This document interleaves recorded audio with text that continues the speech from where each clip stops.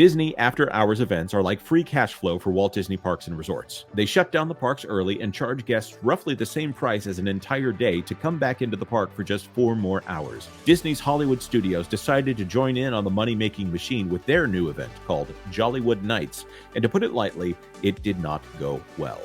Even the legendary pixie dusters are asking for their money back. Let's talk about that on That Park Place. Hello, this is Jonas J. Campbell from That Park Place, where we cover entertainment, streaming, theme parks, and video games twice a day. Maybe hit the like button or subscribe if you're interested in that kind of thing. Well, let's get into it. The most successful part of the Walt Disney Parks experience right now is after-hours events. They essentially charge the cost of an extra ticket for you to stay in the park and get a little bit of special treatment. There's supposed to be fewer people in the parks, and there'll be like snack things, and there'll be some special events and things like that. Well, generally those have been at Magic Kingdom. They've even done some at Epcot, I think, but it looks like over there at Hollywood Studios, they've added a new one that is not going so well, and that is Jollywood Nights. We're reading this review out of WDW Magic, and I would say that WDW Magic is a I would never accuse them of anything. I'm not implying anything when I say this here, but they're generally favorable to Disney. They are fans that seem to like Disney in general. That being said, this review has no specific name attached to it. It is written by WDW Magic staff. Now, I don't know if they usually do their generalized reviews in that way, but it might speak to the fact that someone at WDW Magic doesn't want to have their specific name attached to this review. So as we see here, if you're unfamiliar with Disney's Jollywood Nights, it is a Walt Disney World ticket event occurring after regular park hours, priced between $159 and $179, depending on the date. It is a 4-hour event. So instead of getting a whole day, you're getting 4 hours. It features 2 new stage shows, festival-type food and drink to buy, fireworks, event-exclusive dining. Ooh, that sounds nice. Event-exclusive dining. That must be worth it.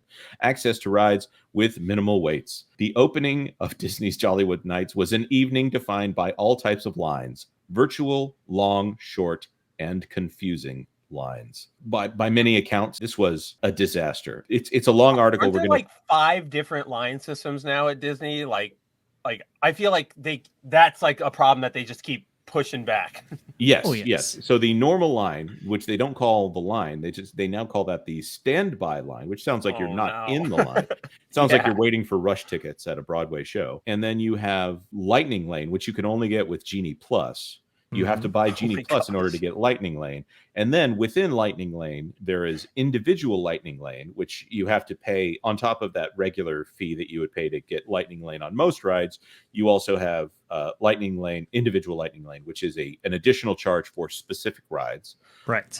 Now, some rides are so popular that they have a virtual queue that Stop. This is so painful. He's accurate here. Where you have to I know. It's just like, good gosh. Where you have to get into a lottery in order to get a chance to get into the standby queue for the ride. I think that in many cases, individual Lightning Lane can bypass that. And I'm describing this whole painful thing here because I want to point out something about Disney that is broken while we're talking about a different aspect of Disney that is broken. Okay, so for this event, just like other Disney ticketed events, guests taking part are required to obtain an event wristband. So the first part of your quest, after you've bought a ticket, once you get to the park, you then must go to get the fabled wristband. Guests entering the front of the park are given wristbands as they enter. Okay, you've got your wristband. And guests already inside the park can pick them up in front of the Vacation Fun Theater. Problems developed in both locations. So if you're in the park, you have to go to the front of the park in order to get, you have to go to Vacation Fun in order to get your wristband. At Vacation Fun, guests waited up to 30 minutes to get a wristband. Let's see. Yeah, here's a video from Blog Mickey. This is the line just for the wristband. It is. Oh my. Massive. Let's see, it still hasn't looped yet. Nope, there it's looping. You've only got 4 hours. So a half hour of your 4-hour event is already spent on this mess. Yikes. So I'm gonna move here just to save us the torture of watching that line. Guests at the main entrance had a much shorter wait, but encountered a different problem. For unknown reason, guests at Disney Jollywood Nights must also wear a lanyard. So after ye have obtained ye wristband, ye must obtain ye lanyard in addition to the wristband. Guests at the main entrance did not know this, and many got their wristbands, bypassed the lanyard pickup, and went straight into the park, only to find that they were denied entry to shows because they did not have ye lanyard.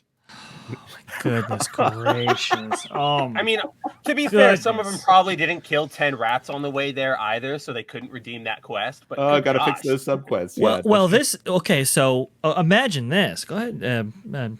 I think I sent you a second tweet there, Jonas, showing the lines for one of the shows here. Yes, this is for the shows in the park. Let's see what. Let's starting here. So imagine waiting in that line only to be denied at the end for your 4-hour event. Could you imagine? I would riot. I would just straight up riot. On a $180 ticket. A lot of people are pointing out that that's like a 83 cents a minute that you're paying to be in that park. So 30 minutes of waiting in a 83 cents a minute. Let's see. Yeah. Mm-hmm. Oh, I never did it by the minute. I always did it by the hour. Yeah. Oh man. I haven't checked the math on that. Character lines were predictably long, particularly at the start of the event. Some guests waited an hour or more for Phineas and Ferb, the only somewhat rare characters appearing at the event. You have to be familiar with the parks to know that, okay, Phineas and Ferb, they do show up on occasion.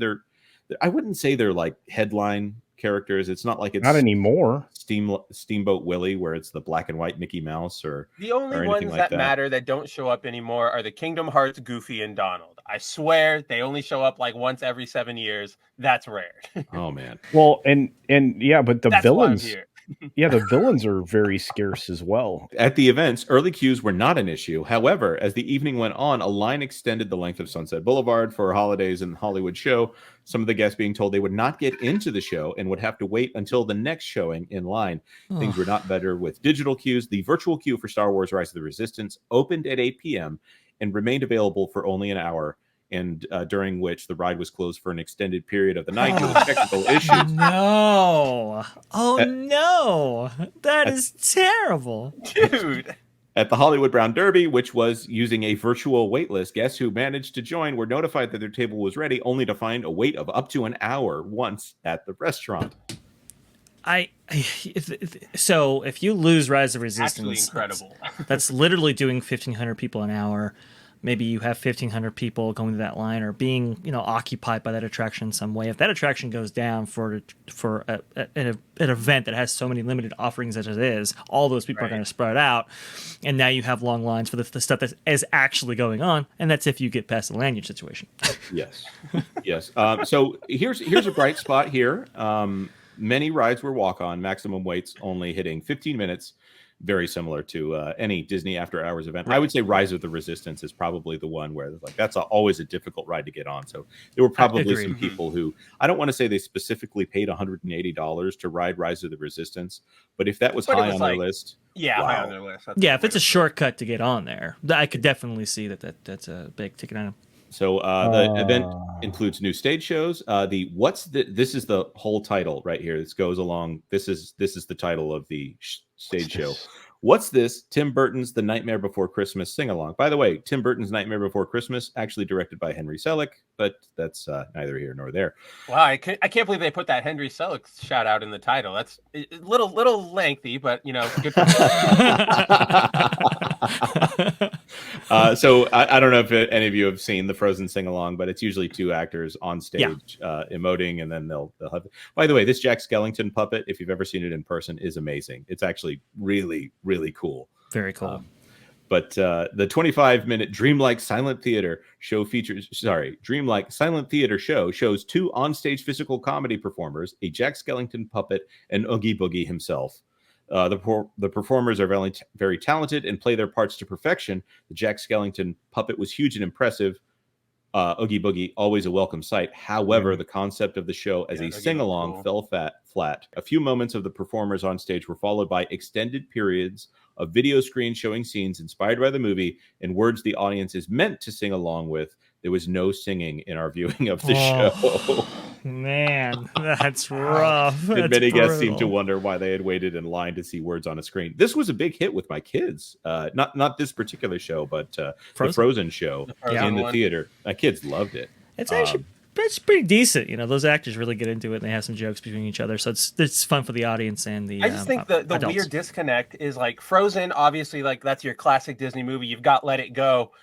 Can anybody here really, off the top of their head, go, "Oh yeah, that's my favorite song from Nightmare Before Christmas"? I can't even remember a song from Nightmare Before Christmas. So I feel like if you're going to do a sing along, go for something else. Go for something more memorable. I guess I don't know. Maybe that's just me. I would say that What's This is probably the closest to popular music, but it also has like several key changes and it's very musically complex. It's syncopated.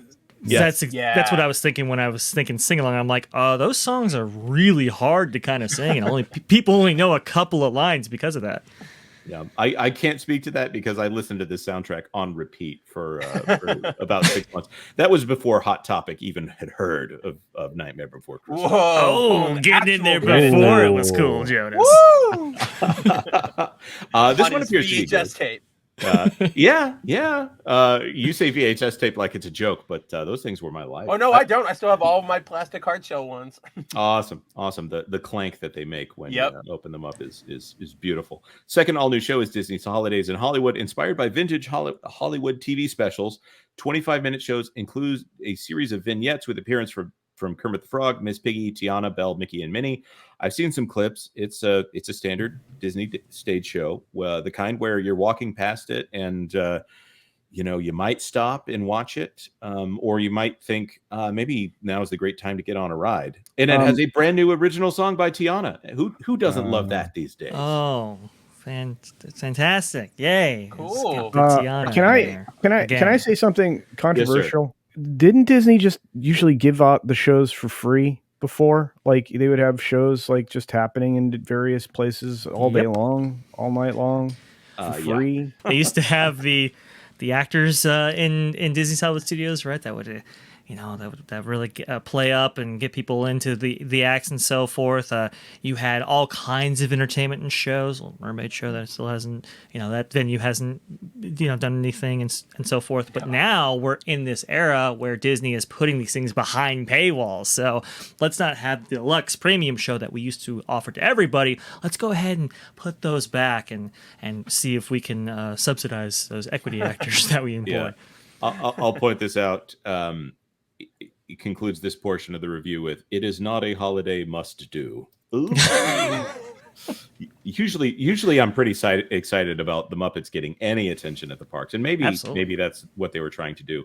So one big thing about this is they brought back Jingle Bell Jingle Bam. Forgive me. It returns to Hollywood Studios as the nighttime show, and unfortunately as a shadow of its former self. Never one of Disney's best nighttime shows, it did have at least a reasonable amount of pyro and the novelty of projection in its early days, presumably projection's early days. Now the show has lost all its large fireworks due to cutting the entire secondary launch site built across the road behind the park.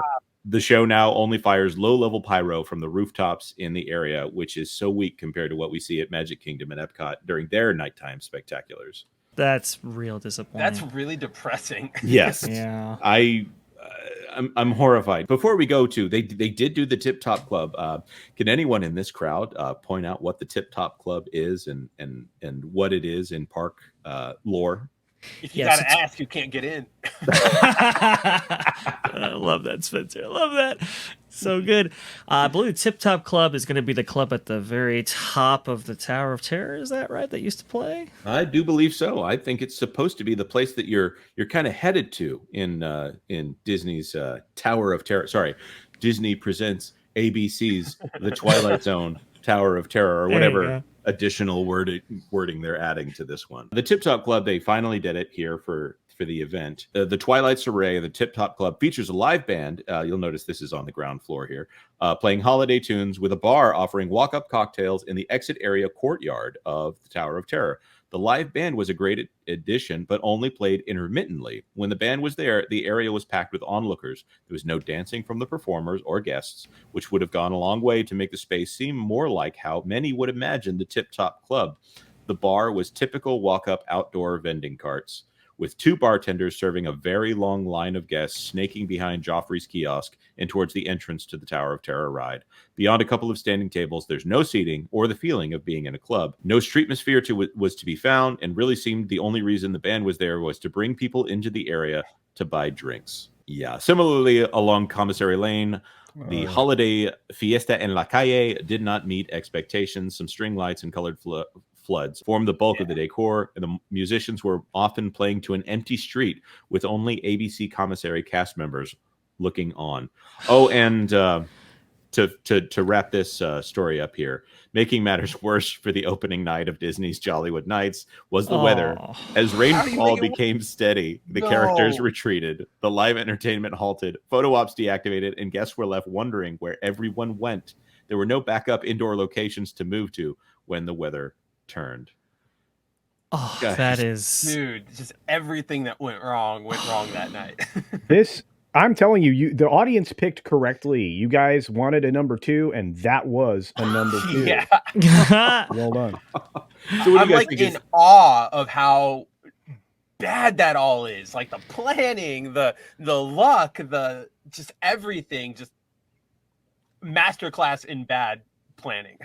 I mean, it sounds like it's the curse of Disney's success in some way, that they have set the expectations to a very particular point. I think that the after hours events at Magic Kingdom actually go really well. And so if they're setting up a new one over here at Disney's Hollywood Studios, I'm trying to think, is Hollywood Studios run by a different Parks and Resorts chief than Magic Kingdom?